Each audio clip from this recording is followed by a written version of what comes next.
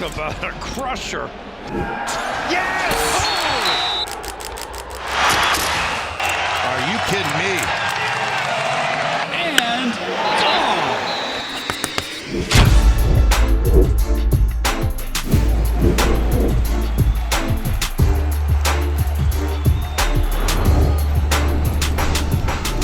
Welcome back to Schoolyard Sports Podcast. I'm the host of this podcast, Lane Frank. We're now on episode 158. Yes, we're 158 episodes through, and I got an action-packed episode planned for you. We got a lot to break down as we're through the first half of the NBA season. All-Star Weekend just wrapped up. Great stuff in college basketball. Spring training starting right now. So much more. Stay tuned for an action-packed episode 158. Let's hop into it.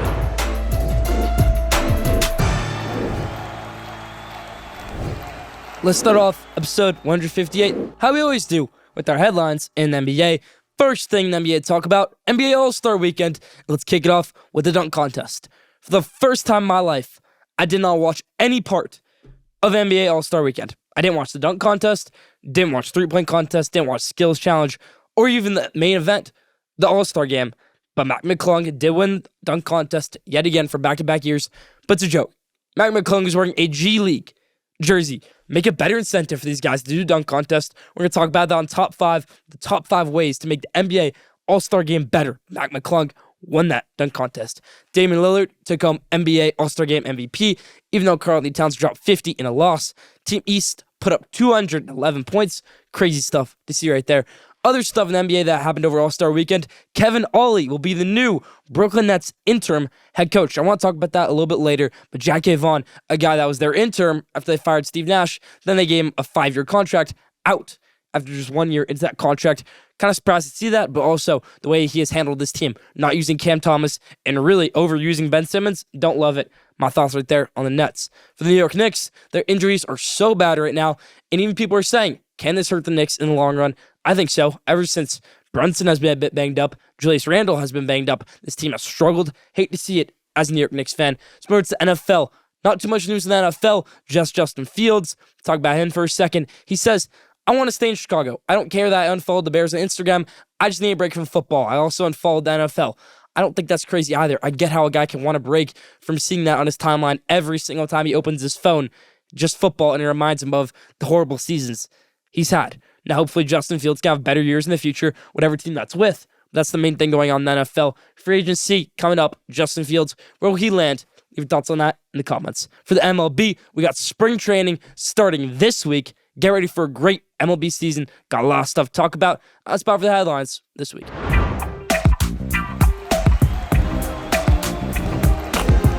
Now, take of the week. I love doing take of the week, even though I miss Schoolyard Sports NFL game day, picking the NFL games every week.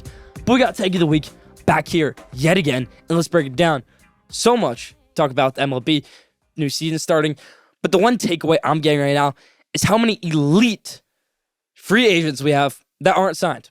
This is not something normal that we've ever seen in MLB. I think the only time I'll say we've ever seen it is the lockout season, because that's when guys couldn't sign anywhere from December 7th to March 15th. This is different. This is completely different, in my opinion, because why are these guys holding out? No COVID, no anything. These guys aren't hurt. I don't get it. These are superstars of the game. Blake Snell is coming off a Cy Young level season. Blake Snell is a Cy Young winner. He's an elite pitcher. He can get the job done for you. He's elite, and he's a big lefty. He's a guy who doesn't need $400 million. So why is Blake Snell not signed yet?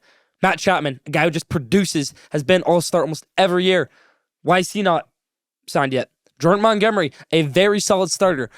Won the World Series this year with Texas Rangers. That's a perfect guy to sign. And JD Martinez, a superstar in baseball. Maybe not anymore, but he's been a superstar in his career. JD Martinez, why is he not signed? That doesn't make sense to me. In the last one, a guy who I think can have a Hall of Fame career still, and he has the accolades, and he has the stats to back it up, is Cody Bellinger. Still so young into his career, still has been an MVP winner before, has been MVP finalist before, and has been a Rookie of the Year with over 3 30 home run seasons. Cody Bellinger. Why is Cody Bellinger not signed yet? It's because most of these guys are signed to Scott Boras? I don't think so. I think the MLB market for so many guys nowadays was selling out for Ohtani, selling out for Yamamoto, that we forget about maybe some of these guys right here. Why won't the Dodgers go out there and say, okay, let's get Bellinger? Why don't the Cubs go out there and say, let's get Bellinger? Yankees, I don't get it. Now, do they want to be rentals? Because at some point, when all these guys, they don't want to be rentals, they want to get that 5-year, they want to get that 10-year, $200, $300 million extension. They're not going to get that in March. That's what we're in basically right now. This is the last week of February. They're not getting that $300 million contract the week before the season starts. We're in spring training. Doesn't make sense to me. That's my take of the week. Leave your thoughts on that in the comments.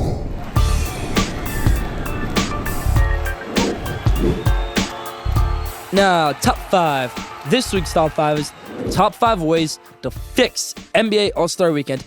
I didn't watch All-Star Weekend. I bet you didn't watch All-Star Weekend. But I used to love the All-Star Weekend. And I thought it was one of the great events of the year. But now it's so boring, not exciting. I miss when All-Star Weekend was exciting. So let's figure out a way to make it exciting again. Here are my top 5 ways to fix All-Star Weekend. Number 5, keep the three-point contest the same. It creates drama. It's thriller. We love the way the three-point contest is. You get superstars involved in it. It's great. Keep that the same. Only thing you have to keep. 5, keep the three-point contest the same. Number 4, create a real incentive and a real show for the dunk contest. Maybe the winner gets $3 million. Maybe something crazy like that. Or maybe to make it more fun, the crowd gets a vote. Maybe you have like a button in the stands or something. You click like 10 for that dunk or 0 for that dunk. Now that can get a little bit out of hand. Maybe it's just people trolling. But I think that's a good way to do it. Get some real superstars involved in this dunk contest. I don't want to see Jacob Toppin, who's on a 2-way contract. I don't want to see Mac McClung, who's on a 2-way contract. Jaylen Brown, good superstar, but he put on a terrible show. I want to see Donovan Mitchell do it again, a guy who's won the dunk contest. I want to see Giannis do it again, a guy who's been in the dunk contest before. I want to see LeBron do a dunk contest before his career ends. That's number 4. Number 3, make the Rising Stars game go back to normal. Now, whether normal for you is the rookies or sophomores game, which I think is a great idea. I'd love to see Victor Wembanyama going up against Paolo Banchero and Chet Holmgren, if we're considering Chet Holmgren a sophomore instead of a rookie right now. But also, it could be USA versus World. That could be fun right there. You could see maybe Paolo Banchero playing for Team USA against Victor Wembanyama on Team World. I don't like the way they have it right now, where it's a whole ball-out tournament for NBA Rising Stars game. I hate it right there. That's number 3. Number 2, remove the skills challenge for a one-on-one tournament. Now, people bring up a one-on-one tournament. They want LeBron versus KD in it. That's not going to happen. That's just not going to happen. But the guys you get in the skills challenge, you get good players. You get Tyrese Halliburton. You get Trae Young. You get Victor Wembanyama. I think people would love to see a Victor Wembanyama versus Chet Holmgren one-on-one. I think I'd love to see a Tyrese Halliburton versus Trae Young one-on-one. Build a one-on-one tournament. Now, maybe that can get a bit out of hand if you're going Victor Wembanyama versus Trae Young because of the height difference, but it could still be very fun, in my opinion. That's number 2. And number 1, the All-Star Game winning conference gets home court advantage in the finals. We've seen it in baseball, ended in 2017, that rule, but that's a real way to get competitiveness in the All-Star Game. If you don't want to be competitive in the All-Star Game, don't play in the All-Star Game. I want to see the best talent in the world on the court at the same time, not just messing around, actually going their hardest. That's number 1. That's about my top 5 ways to fix NBA All-Star Weekend. What are your thoughts? Leave them in the comments.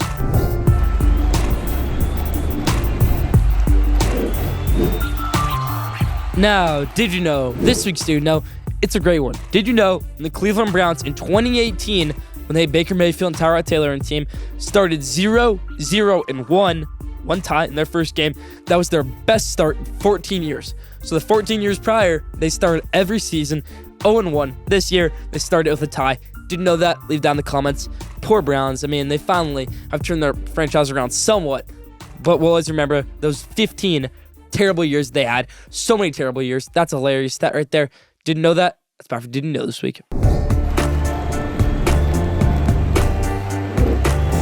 So my spotlight for this week is on champion-winning coach who's finally getting a head coaching job after 6 years of not getting a head coaching job. And it's Kevin Ollie, the new interim head coach of the Brooklyn Nets. For me, this is really interesting because Kevin Ollie was a guy who was the head coach of UConn from 2012 to 2018, and he won the championship in 2014. Now, for all the people that are going to say that was Jim Calhoun's team, no, it wasn't. Jim Calhoun left in 2011. Kevin Ollie won the championship in 2014. Completely different thing that Kevin Ollie had to build around. That UConn team was a low seed, and they won the NCAA tournament. What a great win that was for Kevin Ollie and his squad winning that championship. But some things went wrong at UConn. He got fired in 2018. Hasn't had a head coaching job since. Really hasn't had a coaching job since. but he's never had a head coaching job in the NBA. I think that's really important to think about right here because Kevin Ollie played over 10 years in the NBA. He's someone Kevin Durant says, I credit my whole career to when I was playing with Kevin Ollie in Oklahoma City. I wanted Kevin Ollie instead of Billy Donovan back in 2014. I get all that from the Kevin Durant standpoint. Now it's exciting to see Kevin Ollie in Brooklyn. And Brooklyn fans, don't freak out right here. But if this move was made a year ago, say you fire Steve Nash a year ago, and Kevin Ollie becomes head coach, who wasn't even on the staff at the time, Kevin Durant and Kyrie Irving are still in Brooklyn, in my opinion, because of Kevin Ollie. I think Kevin Ollie's a really good coach who can be really respected in the league, a former player, a guy who's really not unknown in most NBA circles, but he's been out of the game for a while. And he's a mystery. He's a puzzle because he's won a championship. Things went wrong at UConn, and we all know that that's college basketball.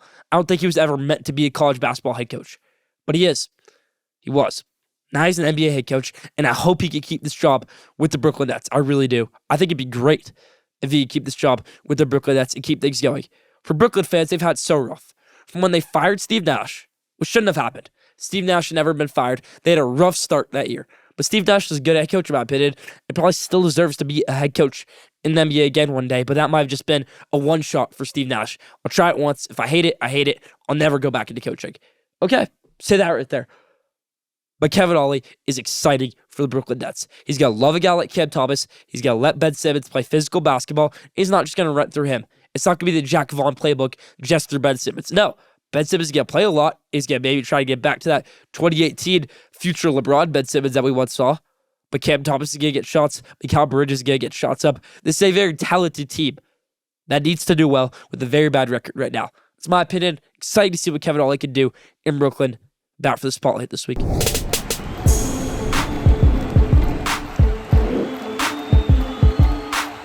Now, we got college basketball madness, soon to be March Madness, everybody.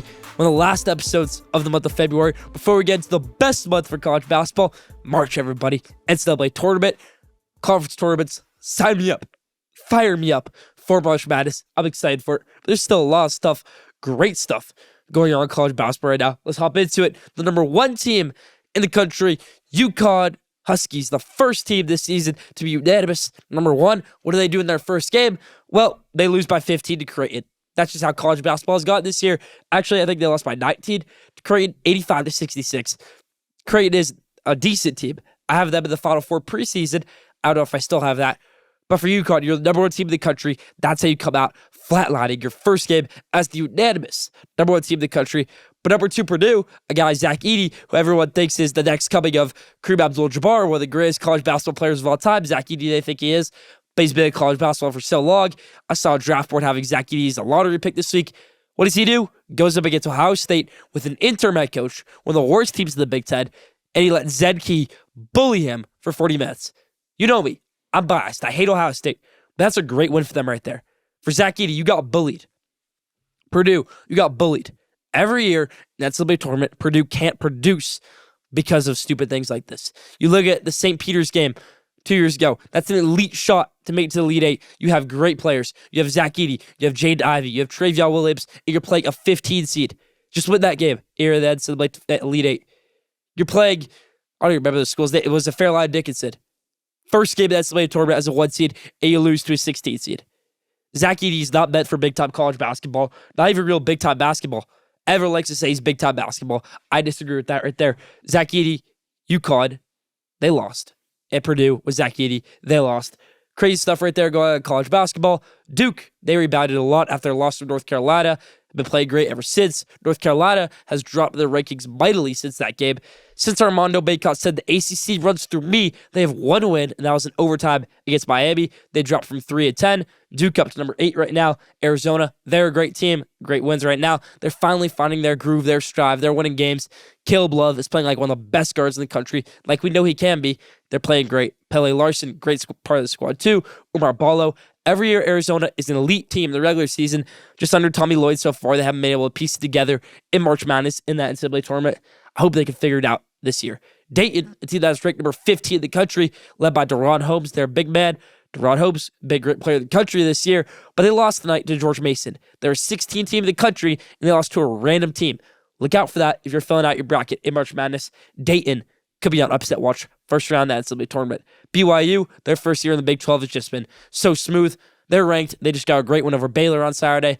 Bat for the news in college basketball. Breaking down the stuff going into March Madness for college basketball. There's the madness.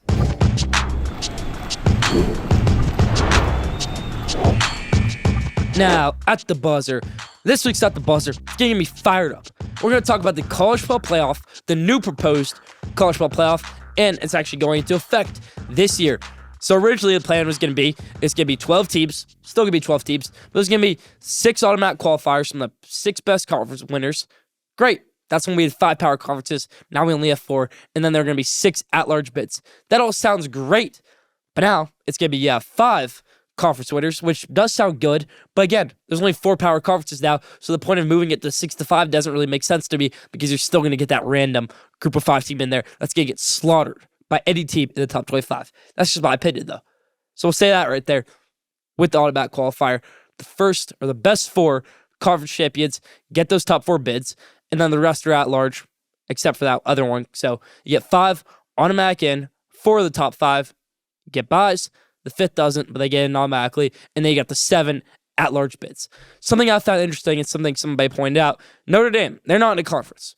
They can have the greatest team in the country, greatest team of all time, number 1 seed in the AP poll, number 1 in the coaches poll, but in the CFP poll, they're going to be number 5. They're not going to get an automatic bye because they didn't win their conference. Again, the 4 top conference winners, they get a bye, but also to win your conference, you have to play conference championship week, which builds on an extra game for you right there. Well, the teams that didn't play that week, they get their bye week. So if you're giving them the bye week, why are you making them play that extra game? That's why I think conference championship week should be dead for so many reasons, because I don't want to see Michigan and Ohio State play back-to-back weeks. I don't want to see any of this stuff with conference championship week. I think conference championship games in college football are irrelevant as of right now, and that just showed to Florida State beating Louisville, going 13-0, and still missing out. Alabama, they had a rough season all year long, but they make their conference championship game, and they beat Georgia, even though I still firmly believe Georgia was one of the best teams in the country, and Alabama, any other given Saturday, would not have beaten Georgia. Just my opinion. Conference championship week should be dead.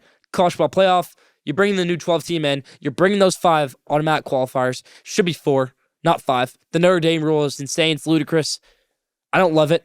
Leave your thoughts on that in the comments. Saw a thing that said they might try to expand to 14 next few years. What are we doing? What happened to the game I love of it being 4 best teams?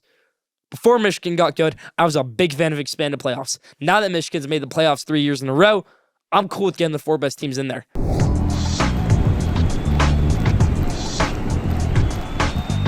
Now, the best for last, question day.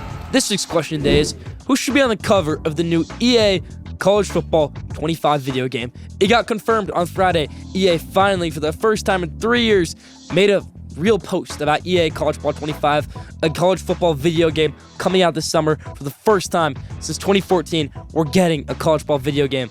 I kind of feel like not having a college football video game has kind of been stolen from me my whole childhood, having to play NCAA 14 instead of getting a new college football video game every year, because I never really got to play. I wasn't old enough to play those games. I wasn't watching college football in 2014, but it would have been great to have a college football video game in 2018. This year for Michigan, maybe Lamar Jackson years. So who should be on the cover? Some great options that I think are great options are have all the Heisman winners in the years that they couldn't have NCAA college football video games. So that would be Johnny Manziel, Marcus Mariota, Jameis Winston, Lamar Jackson, Bryce Young, Baker Mayfield. That's a great option right there. Have all those guys on there. Joe Burrow. Another one I saw was maybe put Travis Hunter on the cover. Maybe put Shedeur Sanders on the cover with Deion Sanders. Have a Colorado edition. It's a good idea right there. And the last one, you know how the game Madden, after John Madden, what if they made the game like Saban? Put Nick Saban on the cover, the GOAT edition. All great options. Leave your thoughts in the comments. That's about for question day this week. That's about for Schoolyard Sports and Lane Frank, episode 158. Thank you for tuning in. Follow Schoolyard Sports on Instagram at Schoolyard Sports for the best sports content, news, and updates daily. Follow Schoolyard Sports on Twitter at Schoolyard Sports for more polls and stuff. Follow Schoolyard Sports on TikTok at Schoolyard Sport. Don't forget to subscribe, rate, and review for the best sports content in the game. Be back here next week, episode 159. Stay tuned.